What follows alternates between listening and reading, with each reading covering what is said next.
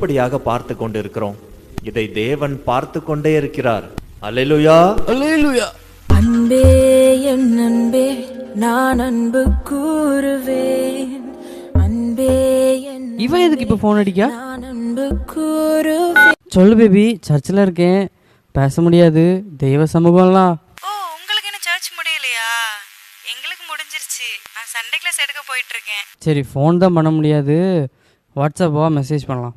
மனிதருடைய கண்களை நாம் மறைக்கலாம், ஆனால் தேவனுடைய கண்களை நாம் ஒருபோதும் மறைக்கவே முடியாது. அல்லேலூயா. ஆதலால் தூங்குகிற நீ விழித்து மரித்தோரை விட்டு எழுந்திரு, அப்பொழுது கிறிஸ்து உன்னை பிரகாசிப்பார் என்று சொல்லி இருக்கிறார்.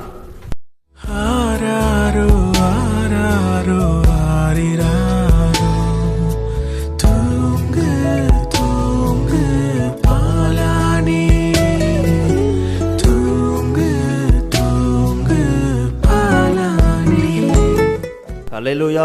ஐயோ ஐயோ, அல்லேலூயா, சோத்ரம் சோத்ரம் சோத்ரம், அல்லேலூயா. தூங்காதன்னா எப்படி தூங்காம இருக்க?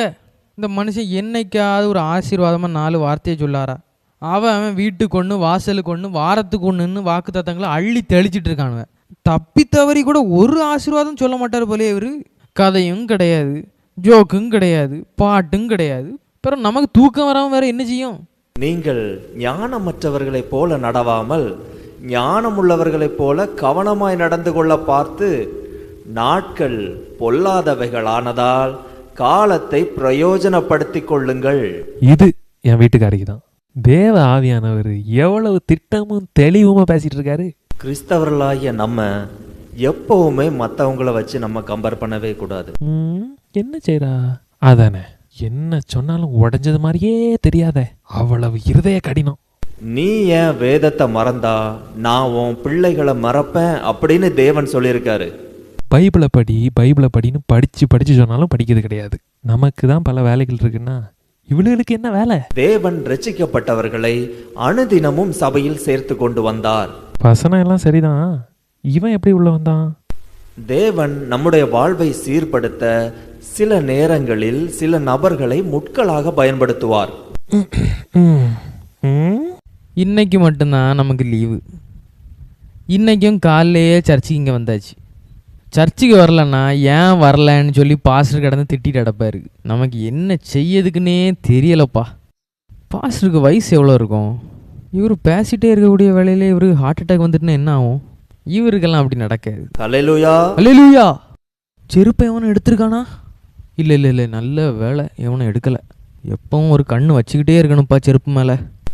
தேவன் நம்ம உள்ளந்திரியங்களை எல்லாம் ஆராய்ஞ்சு அறிஞ்சிருக்காரு. அவர் இந்த நேரத்தில் நம்ம கூட பேசினதுக்காக நன்றி சொல்லுவோம். ஹலோ, அவன் வட்டி அமௌண்ட்டை தந்தானா? பேசி பார்த்தீங்களா? மிரட்டி பார்த்தீங்களா? அவன் மகனை தூக்கிடு. என் ஆத்துமாவே கர்த்தரை ஸ்தோத்திரி, என் முழு உள்ளமே அவருடைய பரிசுத்த நாமத்தை ஸ்தோத்திரி. என் ஆத்மாவே கர்த்தரை ஸ்தோத்திரி, கர்த்தர் செய்த சகல உபகாரங்களை மறவாதே. ஆமென். அல்லேலூயா. ஏன் செருப்பு செருப்பு செருப்பு செருப்பு? ஒருவருக்கொருவர் வாழ்த்துக்களை சொல்லி நம்ம கடந்து செல்வோம். நான் வேதனையோடு சில காரியங்களை உங்கள்கிட்ட பேச விரும்புகிறேன். இதுக்காகவா நான் என்னோட இரத்தத்தால் சபையை மீட்டேன். உங்கள் ஒவ்வொரு மேலேயும் நான் நிறைய அன்பு வச்சுருக்கேன். நான் உங்கள்கிட்ட பாரபட்சமே பார்த்ததில்லை. நீங்கள் எல்லாரும் ஆசீர்வதிக்கப்பட்டிருக்கணும் தான் என்னுடைய விருப்பம். நிறைய வேளையில் நீங்களே நான் உங்களை ஆசீர்வதிக்கிறதுக்கு தடையாக இருக்கீங்க. உங்களை கொண்டு தான் நான் தேசத்தை ஆசீர்வதிக்க விரும்புகிறேன். ஆனால் நீங்கள் இப்படி இருந்தீங்கன்னா யோசிங்க, இனிமேலாவது மாற்றம் வரும்னு நான் எதிர்பார்க்குறேன்.